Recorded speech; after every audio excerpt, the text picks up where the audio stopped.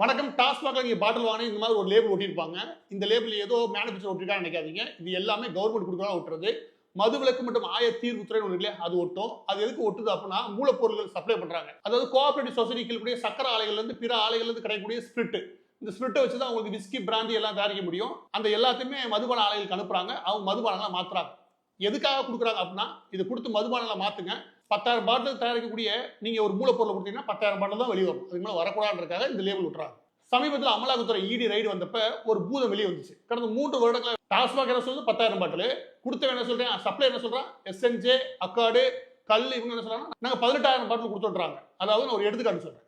சரி, அமலாக்கத்துறை என்ன பண்ணுதுன்னா, இந்த மதுபான ஆலைகளுக்கு நுழையுது. அங்கே என்ன கண்டுபிடிக்கிறாங்க அப்படின்னா, நீங்க 18,000 பாட்டில் உற்பத்தி பண்ணல, 40,000 பாட்டில் உற்பத்தி பண்றாங்க. அப்ப மீது 30,000 பாட்டில் நீங்க எப்படி வித்தாங்க? அதான் கதை. நீ வாங்குற பெரும்பாலான சரக்குகள் அந்த 10,000 பாட்டில் போக மீது எல்லாமே போலி சரக்கு தான். அப்ப அதுல எப்படி தீர்வுத்துறை கூட இந்த லேபிள் ஒட்டினாங்க? 10,000 பாட்டில் தான் கொடுத்துக்க முடியும். 30,000 பாட்டிலுக்கு தேவையான எல்லாமே போலியான வகைகளை தயாரிச்சு ஒட்டியிருக்காங்க.